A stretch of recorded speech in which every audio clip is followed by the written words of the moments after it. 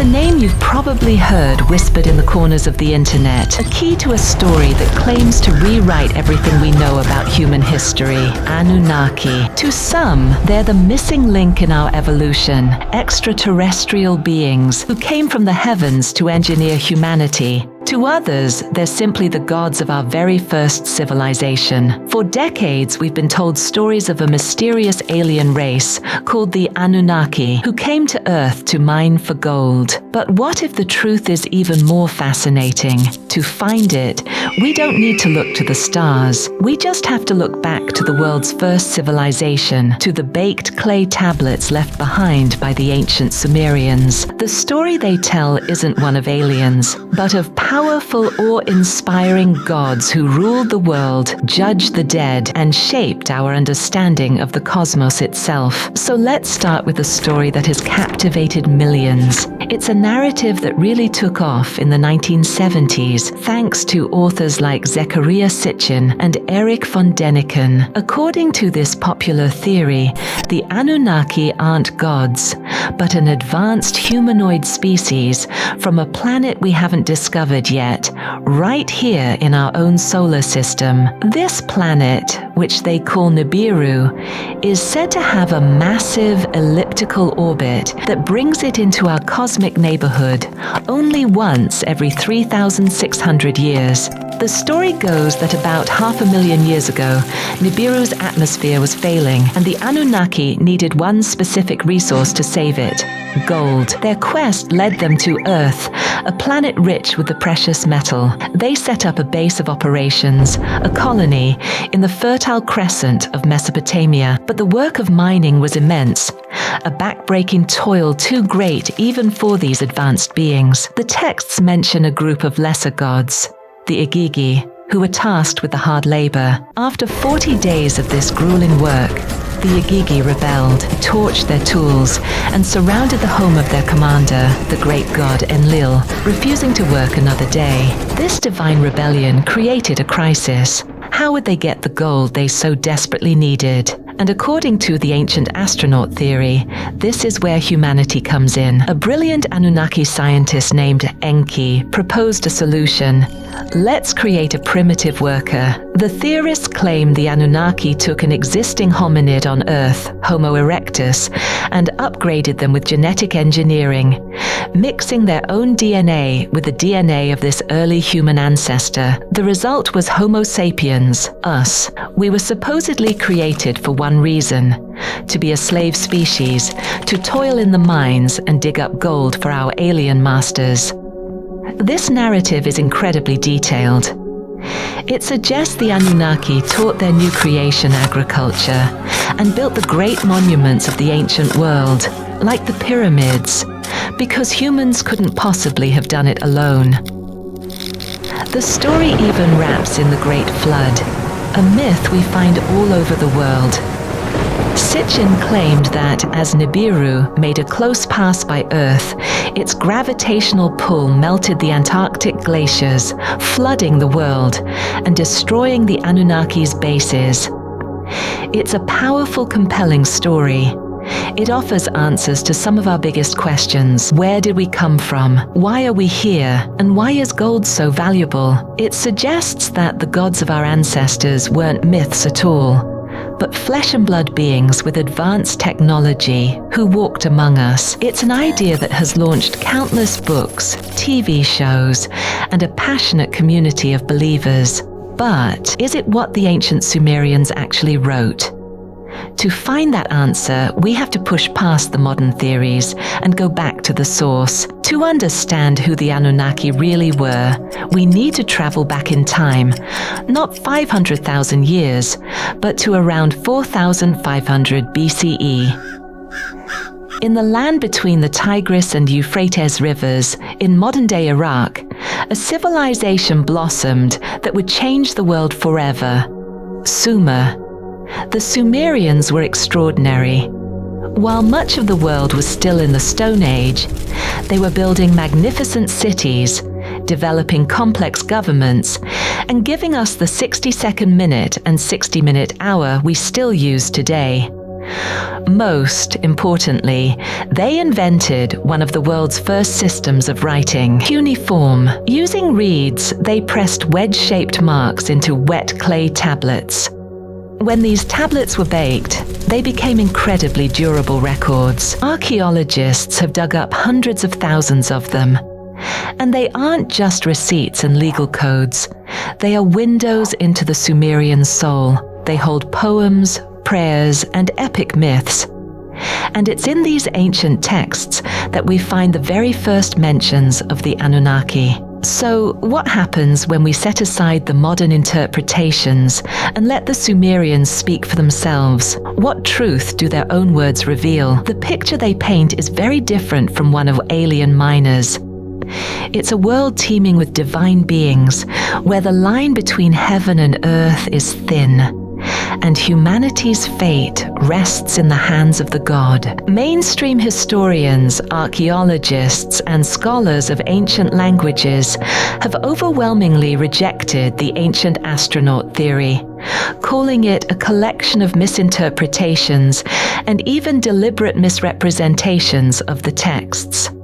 The real story of the Anunnaki isn't found in theories about Planet X, but in the rich, complex, and fascinating world of Mesopotamian mythology. And this mythological reality is, in many ways, even more profound.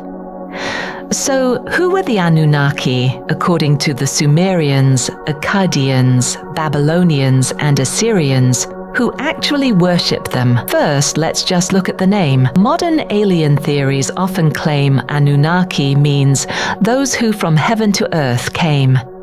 But actual scholars translate the term as princely seed or offspring of An. This points directly to their mythological origin. The Anunnaki were a group of deities, a pantheon of gods, who were believed to be the descendants of the sky god, An, and the earth goddess, Kai. They weren't a single monolithic group. In fact, there's no complete, consistent list of all the Anunnaki. Their numbers, names, and even their jobs could change depending on the time period and the city. Sometimes they are a group of 7, sometimes 50, and some texts mention as many as 600.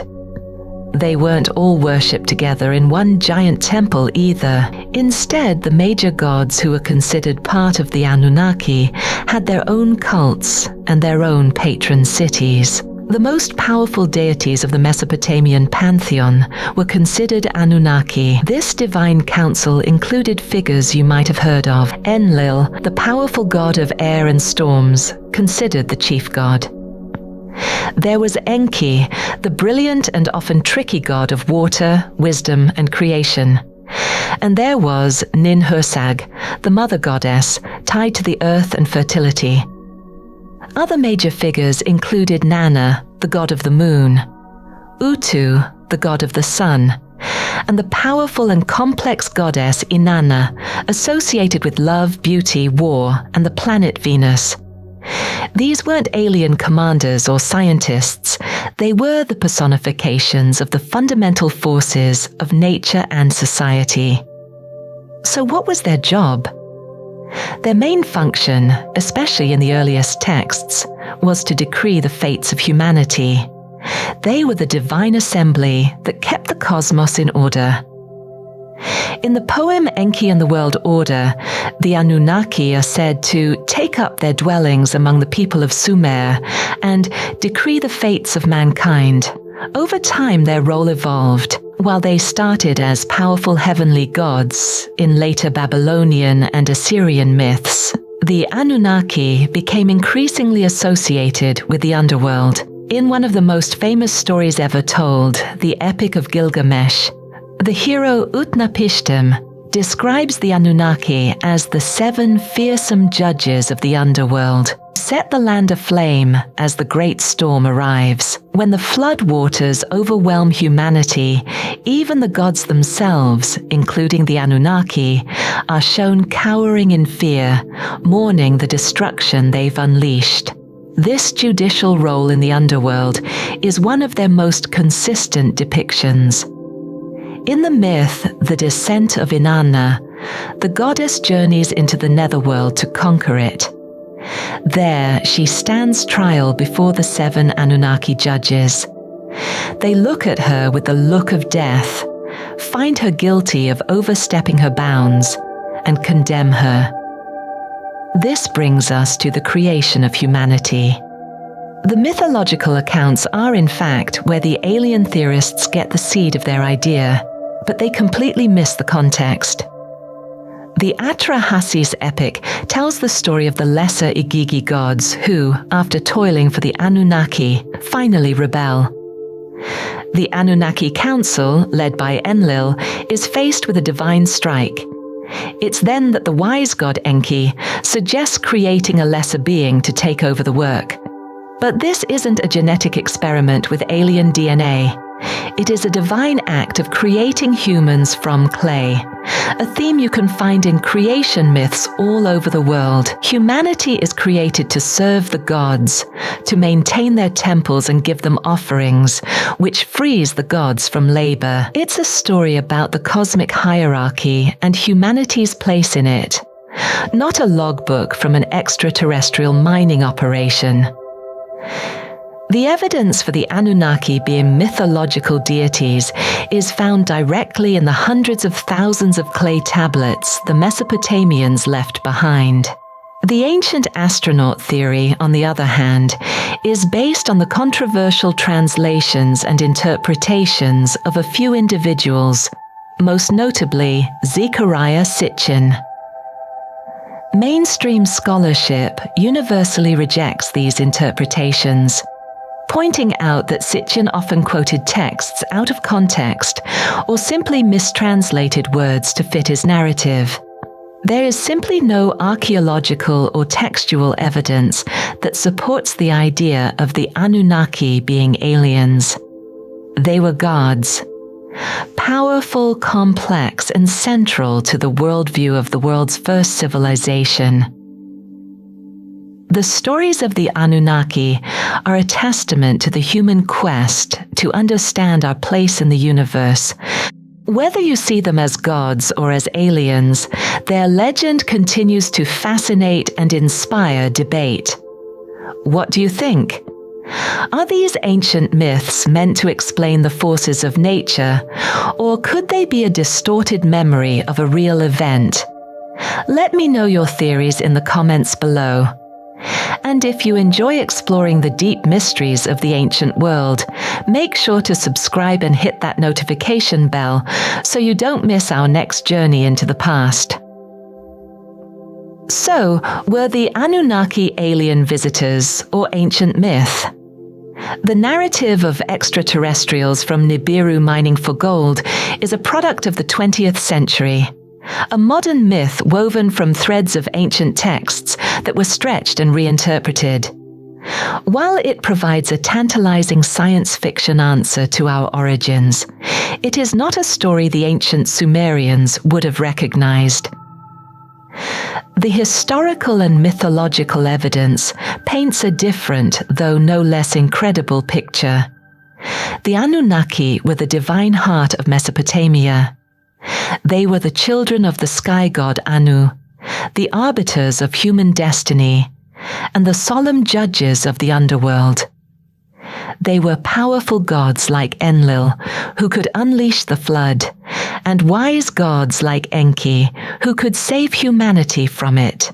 Their stories, preserved in clay for millennia, reveal a people grappling with the fundamental forces of their world. The sun and moon, the wind and water, life and death, and giving them divine faces. Perhaps the real question is not what the Anunnaki were, but why their story continues to hold such power over us. Why do we keep looking to the tales of these ancient gods for answers about our own existence?